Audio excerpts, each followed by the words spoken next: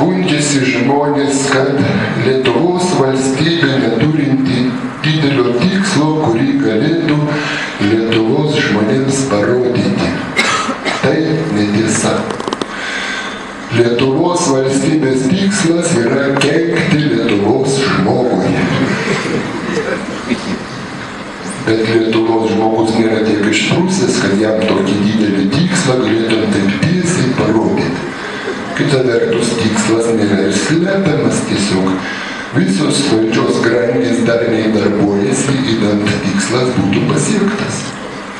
Pasipriešinti mes negalime, todėl traukiamės į užsienį, o kas nemoka angliškai, į kapus. Tai teisingas kelias.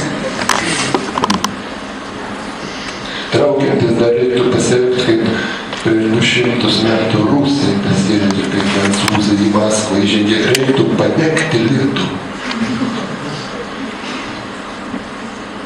Dar žmonės skundžiasi štai kuom. Blogiausia ne tai, kad mažai uždirba, blogiausia tai, kad žmogus čia nėra gerbiamas. tą galima lengvai sutvarkyti. Aš įsivaizduoju taip. Būriai paprastų žmonių žengia Gedimino prospektų, o nepriklausomybės aikštėje pastatyto tribūnui valstybės vadovai atiduoda jiems pagarbą. Premjeras šūktelėjo, tegyvuoja mūsų šaunieji Valkatos, Elgetos bedarbiai. Valiau šaukiamės.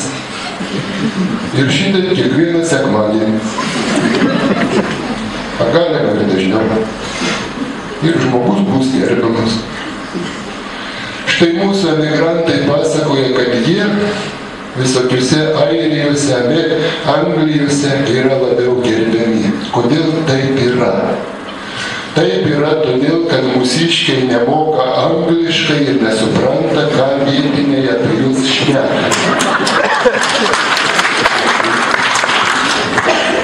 Tiems aš sakau, kai pamiršėt lietuviškai, grįžkit Lietuvon, tada jūs reičia mūsų problema.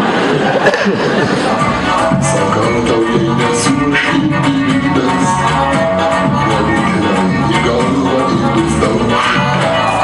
Negrūsk, kodėl aš įvitrūstus, kodėl rankos greit gali dužūt.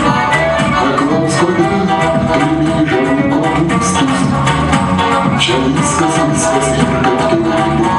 Paduok man bambalį, bambalį. Sakau greičiau, paduok man bambalį. Pirmadienis sunkydė, antradienis dar sunkesnį, trečiadienis dar. Tai dienas vis sunky. O galų suklaudysi sekmadienio vakarą, kaip sugrįšiu naktį plačiu.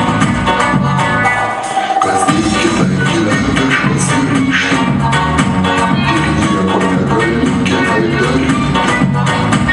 Sakau tau, jei nebūtų kailio vištų, realiai negalėtų taip skraidyti. Iš laimės grįžęs kaip belikęs, prieinu kasdieną tu mane kali, bet mūsų kaime ne kasdien Velykos, ir prisikelti ne kasdien gali. Todėl bambalį, bambalį, sakau greičiau paduok man bambalį, kam ten skalandį, skalandį, išvešiu aš tave į salą.